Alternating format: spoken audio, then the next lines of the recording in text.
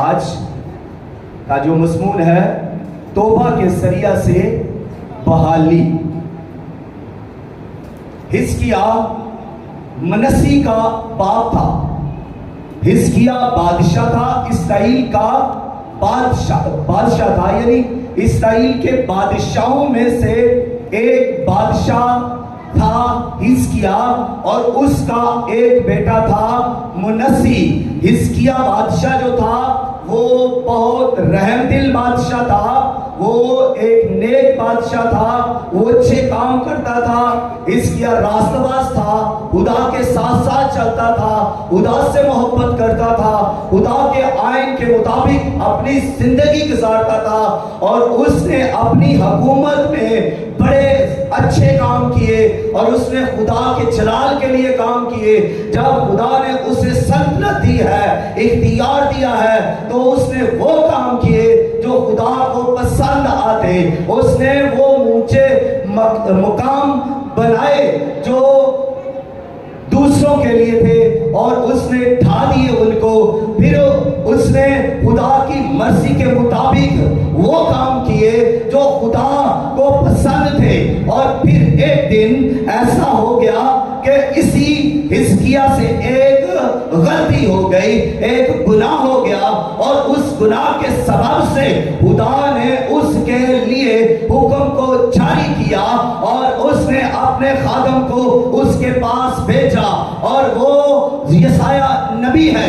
یسایہ نبی کو خدا نے حزقیاء بادشاہ کے پاس بھیجا تاکہ جا کر اس کو یہ پیغام دے کہ تجھ سے گناہ ہوا ہے، تجھ سے المناک غلطی ہوئی ہے، اور تو اپنا نظام درست کر لے، تو اپنا بندوبست کر لے. یہ اس کو ایک تنبیہ اور وارننگ دی گئی. جب اس کو اس وارننگ پر اس نے دھیان کیا تو اس نے فوراً ہی اپنے آپ کو دعا میں جھکا لیا. اس نے دعا اپنا منہ دیوار کی طرف کر لیا اور وہ رونے لگا اور وہ دعا کرنے لگا اور اپنی غلطی پر ماتم کرنے لگا اور خدا سے دعا کر کے کہنے لگا کہ خدا ابھی میں مرنا نہیں چاہتا، ابھی میں تیرے لیے کچھ اور کام کرنا چاہتا ہوں. تو خدا نے اس کی دعا کو سنا، اور جب خدا نے اس کی دعا کو سنا تو پھر یسایہ نبی کو دوبارہ اس کے پاس بھیجا. جا کر اس سے کہہ کہ تیری 15 سال عمر بڑھا دی گئی ہے. اس نے توبہ کی، 15 سال عمر اس کی بڑھ گئی. اسی طرح جب اس کے بیٹے منسی کو بادشاہی دی گئی تو اس وقت اس کی عمر 12 برس تھی. وہ 12 برس کا ایک ابھی چھوٹا بچہ ہی ہے، تو اس کو سلطنت دے دی گئی، یعنی وہ حکومت کرنے لگا.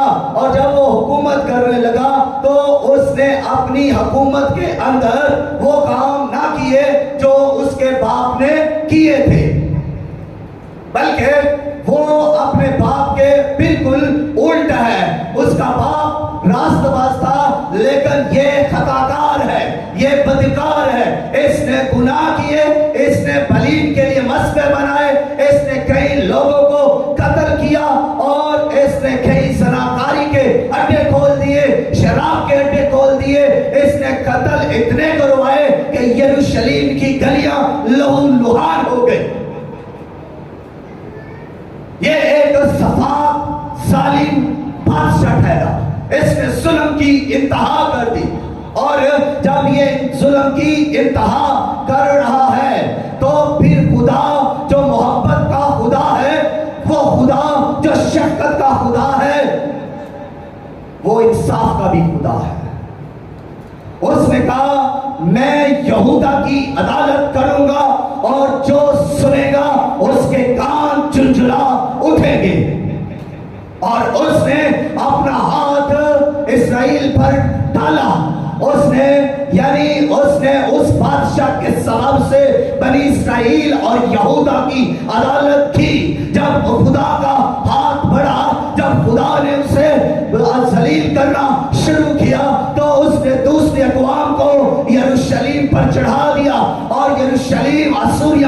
غلامی میں آ گیا اور وہ اس بادشاہ کو بھی پکڑ کر یعنی منسی کو بھی انہوں نے پکڑ لیا، جکڑ لیا، باندھ لیا اور گھسیٹتے ہوئے اس کو اس یروشلم سے جہاں پر وہ حکومت کر رہا ہے، جہاں پر اس نے 55 سال حکومت کی، اور اسی شہر سے اسے مارتے گھسیٹتے ہوئے لے کر جا رہے ہیں 1500 میل دور بابل کے اندر اسیری کے لیے اسے اس شہر سے لے کر جا رہے ہیں۔ اور دیکھیے، کان لگائیے، جب وہ اس بادشاہ کو لے کر جا رہے ہیں اس کے شہر سے، تو دیکھیے جب وہ گلیوں سے گزر رہا ہے، ان گلیوں سے جہاں اس نے خون بہایا اور جن کی بیٹیوں کو اس نے ذلیل کیا، جن کے بیٹوں کو اس نے قتل کروایا، جن خاندانوں کو اس نے اجاڑ دیا، وہ اس پر تھوکتے ہوں گے، اس پر لعنت کرتے ہوں گے، اسے گالیاں دیتے ہوں گے۔ اپنے لوگ اس کی رعایا، اس کے ملک کے اندر رہنے والے لوگ جن کو وہ ستاتا تھا، جن کے ساتھ اس کا رحم نہیں تھا، جس سے اس نے بت پرستی کروائی، جن پر اس کو افسون کرواتا، جن پر وہ جادوگری کرتا تھا، جن کو وہ خدا سے دور لے گیا تھا، وہی لوگ اس پر اب لعنت کر رہے ہیں اور اسے پتھر مار رہے ہیں، اور وہ ذلیل و خوار ہو کر وہاں سے نکلتا ہے اور دشمن کی حراست میں ہے، اور اسے بابل کے اندر دور یعنی کتنے دور 1500 میل دور اس کو بابل کے اندر قید خانہ میں ڈال دیا گیا۔ اب منسی بادشاہ نہیں، اب وہ ایک قیدی ہے، اب منسی کے سلطنت کے تخت پر نہیں بیٹھا ہوا، بلکہ اب وہ قید خانہ کے اندر ایک مجرم کی حیثیت میں بیڑیوں میں جکڑا ہوا ہے۔ اور آپ سوچ سکتے ہیں کہ ہمارا خدا جو عدالت کرتا ہے، ہمارا خدا جو قدرت سے بھرا ہوا خدا ہے، ہمارا خدا جس کے بارے میں پولس رسول بھی فرماتے ہیں افسیوں کی کلیسیا کو خط لکھتے ہوئے کہ ہمارا خدا شفقت میں غنی ہے، ہمارا خدا قہر کرنے میں دھیما، شفقت میں غنی ہے۔ اگر خدا قہر کرتا ہے، اگر خدا ظلم کرتا ہے، اگر خدا مارتا ہے، اگر خدا قوموں کو اجاڑ دیتا ہے، تو لوگ کہتے ہیں خدا کا غضب ہے، خدا کا قہر ہے کہ خاندان برباد ہو رہے ہیں، قومیں برباد ہو رہی ہے۔ لیکن دوسری طرف اس سے زیادہ خدا رحم کرتا ہے، دوسری طرف خدا اس سے بھی زیادہ خدا جب شفقت فرماتا ہے تو بحال کر دیتا ہے، گھرانوں کو، قوموں کو، ملکوں کو بحال کر دیتا ہے، اور بحال وہ صرف اپنی شفقت کی فراوانی کی وجہ سے کرتا ہے۔ اب منسی کہاں ہے؟ منسی اب قید کے اندر پڑا ہوا، بیڑیوں میں جکڑا ہوا ہے۔ اب اس کے پاس کوئی بھی نہیں اپنا، کوئی ساکی اس کے پاس نہیں، کوئی دوست اس کے پاس نہیں۔ اب وہ تن تنا اکیلا مجرم قید کے اندر ہے، اور اس وقت اس کے پاس صرف ایک چیز ہے، اور وہ پچھتاوا، وہ سب گناہوں پر پچھتا رہا ہے، ایک ایک گناہ کو وہ یاد کر رہا ہے، کس طرح اس نے اپنی قوم پر ظلم کیا اس کو یاد آ رہا ہے، اور جب وہ یاد کر رہا ہے تو اسی وقت وہ دعا میں جھک گیا، قدموں پر آ گیا، گھٹنوں پر آ گیا، اور خدا سے مدد مانگنے لگا، خدا سے رحم مانگنے لگا، خدا کے سامنے اپنے دل کو انڈیل دیا، خدا کے سامنے اپنے آپ کو کھول دیا، اور اپنی ہر ایک غلطی اور خطا اور گناہ کو وہ اپنے خدا کے سامنے رکھتا ہے کہ خدا، میں نے تیرے لوگوں کو ستایا، میں نے تیرے لوگوں کو تنگ کیا،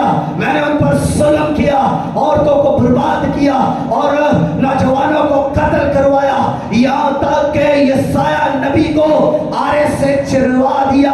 یہی وہ بادشاہ ہے جو اسرائیل کا ہے، جس نے यशायाह नबी को आरे से चिरवा दिया था। ये वो जालिम सफाक बादशाह है जिसने नबियों को भी कत्ल किया और इसने बलीम के लिए मस्बे बनाए। ये याद करता है यहाँ पर खुदा के सामने हर गुनाह को, ये सीरतें इसने बनाई, याद करता है खुदा तेरी कौम को मैंने तुझसे दूर किया, उनसे बुत परस्ती करवाई। याद करता है, अपनी दुआ में झुका हुआ है और रहम की भीख मांगता है। हमारा खुदा जो शफकत का खुदा, रहम का खुदा है। आप अंदाजा करें, अगर आप उस खुदा की जगह पर आप होते तो क्या आप उसको माफ कर देते? जिसने इस कदर गुनाह किए, खून बहाया, बदकारी की, क्या आप उसे माफ कर सकते थे? मैं समझता हूं कोई नहीं माफ कर सकता था, लेकिन खुदा ने उसको माफ किया। ठीक उसी तरह जिस तरह एक लड़के ने अपनी मां से कहा, मां अगर तू मुझे माफ करे तो ये दीवार पर जो लिखा है इसे मिटा देना। और वो ये लिखकर बाहर चला गया और जब वापिस आता है तो वो आते ही उस दीवार को देखता है जहां पर वो लिख कर गया है, तो दीवार पर वो सब लिखा मिटा हुआ था और वो समझ गया कि मेरी मां ने मुझे माफ कर दिया है। ठीक इसी तरह खुदा, रहमत का खुदा, शफकत का खुदा, मोहब्बत का खुदा, उसने भी उसे माफ कर दिया और उसने उसके सारे गुनाह माफ कर दिए। उसने उसकी एक ऐसी खुदा नहीं रहने दी जिसके सबब से वो गुनाहगार ठहरता। हर गुनाह मिटा दिया, सारी बदी मिटा दी। जितने कत्ल किए थे माफ कर दिए, जितने ज़ना किए थे माफ कर दिए, जितनी बुत परस्ती की थी माफ कर दी। जो कुछ उसने किया था खुदा ने माफ कर दिया। और फिर खुदा ने जब माफ कर दिया है तो फिर देखिए अब खुदा क्या करता है। माफ जब खुदा करता है फिर खुदा पहले जैसा नहीं रहने देता।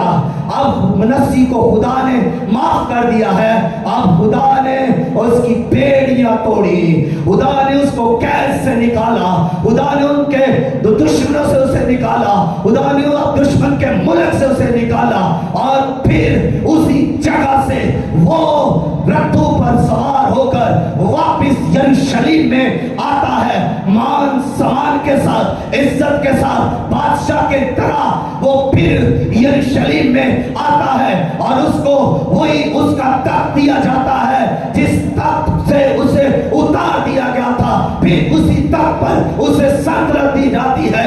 अब यहाँ इसराइल में वो सल्तनत करता है। अब जब वो सल्तनत करता है तो फिर उसका दिल बदल चुका है, उसका दिल बिल्कुल तब्दील हो चुका है, उसकी हालत तब्दील हो चुकी है। अब वो पहले जैसा नहीं है, अब वो फसून करने वाला नहीं, अब वो जादूगरी करने वाला नहीं, अब उसका तल्लुक खुदा से है। पहला उसका तल्लुक जादूगरों से था, लेकिन अब उसका तल्लुक खुदा से है, क्योंकि खुदा ने उसे माफ किया और बहाल किया। जब वो बहाल किया हुआ है तो उसकी जिंदगी बदल चुकी है, वो तब्दील हो चुका है। अब उसने अगली प्लानिंग जो की वो उसने इसराइल की बेहतरी के लिए प्लानिंग की, उसने अच्छे काम किए, उसने उन सीरतों को ढा दिया और जो उसने बनाई थी और मस्जिदों को ढा दिया, जो उसने देवताओं के लिए बनाए थे उसने सब कुछ वो मिटाकर रख दिया। फिर से हैकल को जब उसने आबाद किया, लोगों को उसने कहा कि आओ इस घर में खुदा की इबादत करो। पहले उसने लोगों को खुदा से दूर कर दिया था, अब वो खुदा के लोगों को वापिस ला रहा है खुदा के पास कि आओ जिंदा खुदा की परस्तिश करें और लिविंग गॉड के आगे झुके और उसकी सताइश करें, लिविंग गॉड के साथ जिंदगी बसर करें। वो बहाल करता है और उसकी तारीफ हो कि उसने मनस्सी जैसे एक जालिम शख्स को भी माफ किया और फिर बहाल किया और अपनी कौम इसराइल पर फिर से सल्तनत दी और बादशाह बनाया। और अब मनस्सी मुनस्सी ने खुदा के जलाल के लिए जबरदस्त तौर पर काम किए और उसकी कुल हुकूमत जो है 55 बरस तक की। और उसने जब 55 बरस तक इस मुल्क पर हुकूमत की है तो फिर उसने खुदा के जलाल के लिए काम किया है। खुदा आज भी वही खुदा है। हम बाइबल में पढ़ते हैं कि खुदा कल आज बल्कि अबद यकसा है। खुदा ला तब्दील है, खुदा कभी नहीं बदला।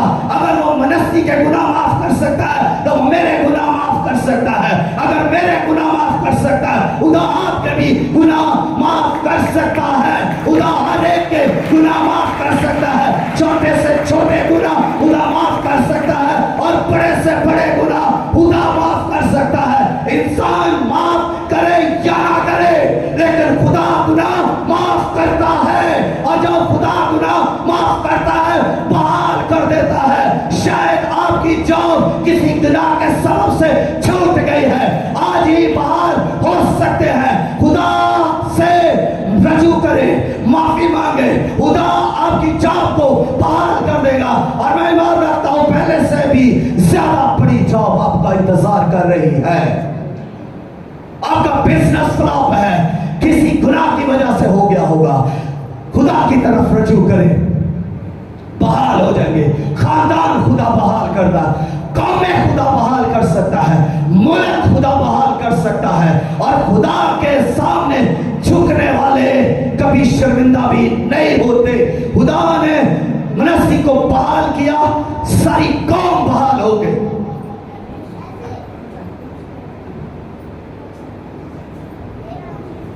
एक छोटी सी मिसाल लेकर मैसेज को वाइंड अप करूंगा। एक शख्स था, वो जगलर था, मदारीगर था। उसने सारी जिंदगी गलियों में, शहरों में, दूर दराज मुल्कों में जाकर अपने खेल को दिखाया। और वो बालों को ऐसे उछालता, पकड़ता और 2-2, 3-3, 4-4, 5-5, 10-10 बॉल एक सर्कल में उठा फेंकता और पकड़ता जाता और सर्कल बड़ा करता जाता। जबरदस्त टेक्निक थी उसके पास और इसी से उसने बहुत कुछ कमाया, बहुत पैसा कमाया।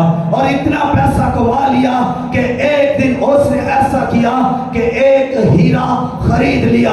उस सारे पैसे से एक हीरा खरीद कर वापस अपने घर की तरफ जब आ रहा है तो समुद्री सफर कर रहा है, जहाज पर वो बैठा हुआ है। और ऐसा हुआ कि जब वो सफर कर रहे थे तो वो जहाज से निकलकर लोग जहाज के ऊपर वाले हिस्से पर आए और उनके सामने जब वो खेल रहे थे तो वो मुख्तलिफ खेलने खेल रहे थे। उसने भी अपने हीरे को निकाला और उसने पहले उसने बॉल को निकाला और वो अपना करतब दिखाने लगा। और जब वो उनको कर रहा है उन बालों के बीच में, फिर उसने ऐसा किया कि उसने कहा अब मैं तुम्हें एक बड़ा खेल दिखाता हूं। उसने अपना हीरा निकाला और उसको भी उसी सर्कल में फेंक दिया। अब वो पकड़ता है, फेंकता है, पकड़ता है, उछालता है और दायरा बड़ा होता जा रहा है। हीरा भी उन बालों के अंदर चल रहा है, सर्कल बड़ा होता जा रहा है। वो हर एक को पकड़ता